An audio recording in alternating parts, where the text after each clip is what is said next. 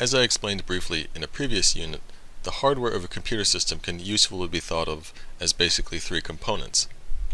First, you have the CPU, the central processing unit. Second, we have RAM, system memory. And third, we have what are called the I/O devices, input-output devices.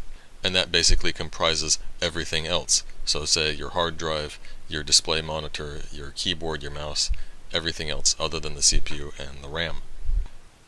And of course these things need to get hooked together, so we plug them all into what's called a main board, or sometimes a motherboard. The main board pretty much is just all about providing a pathway from one device to another, but then also providing power to the components like the CPU and the RAM. This reductive description of computer hardware really does apply to really any kind of computer. So we often make a distinction between a computer which we call a client or sometimes a workstation, and a computer which we call a server. A client or workstation is really just a machine that an individual works at, whereas a server is typically some system that's put in the back room and it's used to respond to requests from the network.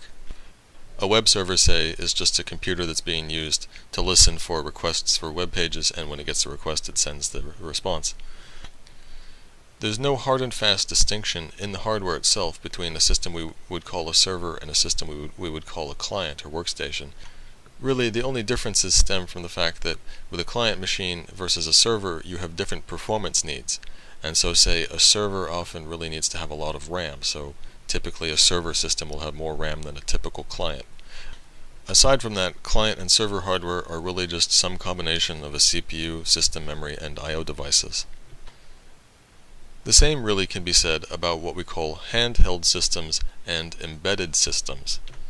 Today, for instance, there are some smartphones on the market, like the iPhone, which are mostly made out of components that are pretty much what we were using in PCs just a few years ago.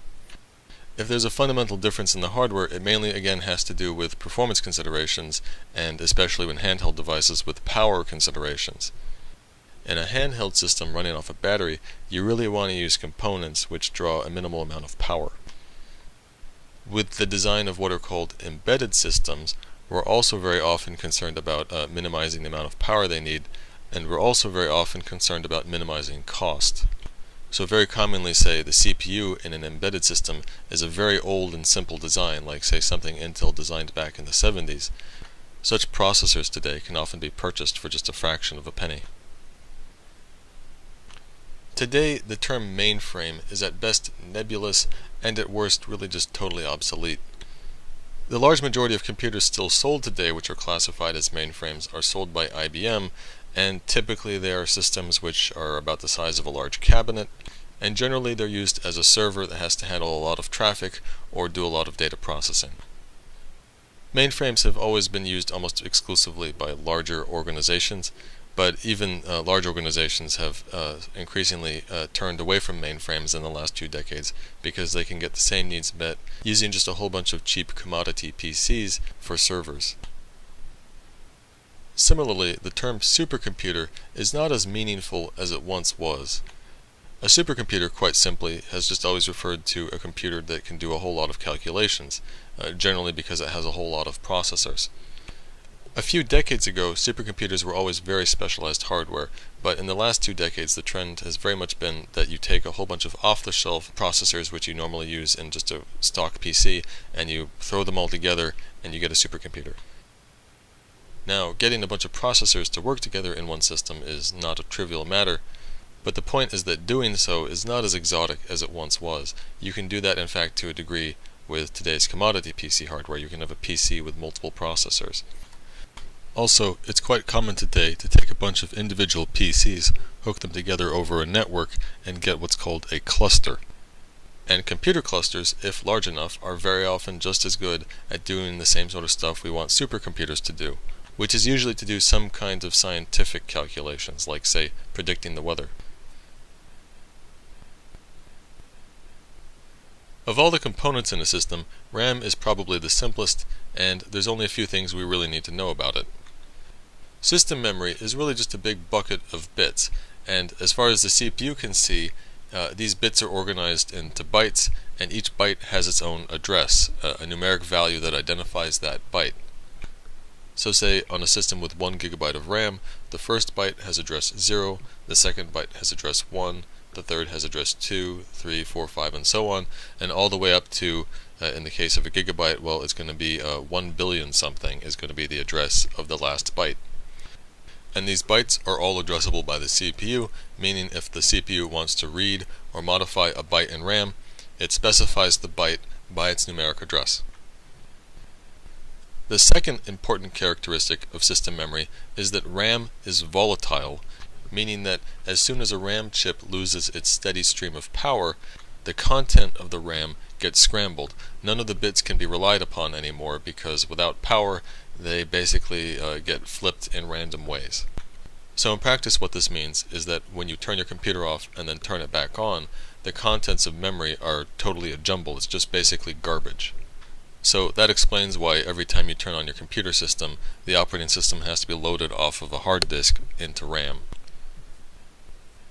Despite this annoying characteristic, we still use RAM chips for system memory instead of, say, a hard drive because, relatively speaking, the RAM chips are much faster. A good order of magnitude faster, if not 2 orders of magnitude faster. In particular, RAM chips have the property that if, say, you want to read the first byte of memory and then immediately next read the last byte of memory, this can be done with RAM chips just as quickly as reading first the first byte of memory and then the second byte of memory. This is not true, say, with a device like a hard drive. Bytes in a hard drive are stored on the surfaces of these magnetic platters, and these platters are read and written by these heads, these metal mechanical heads. And so to move around the surface, the cylinders spin and the heads have to move up and down, and that just takes time. And consequently, hard drives are much better at reading the bytes which are immediately next to each other on the magnetic surfaces. But if you want to read some bytes which are not contiguous on the platter surface, then that's going to require moving the head around, and moving that head takes a long time relative to the other operations of the system. With RAM chips, it really doesn't matter if we want to read or write a whole bunch of bytes which are immediately next to each other, or if we want to read or write a whole bunch of bytes which are scattered throughout the RAM. All that really matters for speed is how many bytes we want to read or write, not where in the RAM they're located. The same definitely can't be said for most other storage devices, like namely hard drives. So, by virtue of RAM's performance characteristics, and also by the fact that it can be directly addressed by the CPU, because of these properties, we always use RAM to store the code and often much of the data of any running program. Now, while it's conceivable you could have a computer where the CPU reads its instructions directly off of, say, a hard drive or some other storage device, but because the CPU can directly address the bytes of RAM, and because of the performance properties of RAM, it's natural to use RAM as the place to store all of the code of any running program. So in practice, in a computer, when you have a running program, all of the code, when the program is actually running, it's copied into RAM.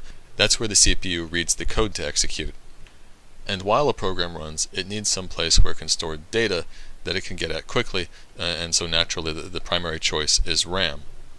Of course, anything which the program wants to store on a permanent basis, like say if the computer loses power, that has to be stored on a storage device like a hard drive, but the first choice of where to put data is always directly in RAM along with the code.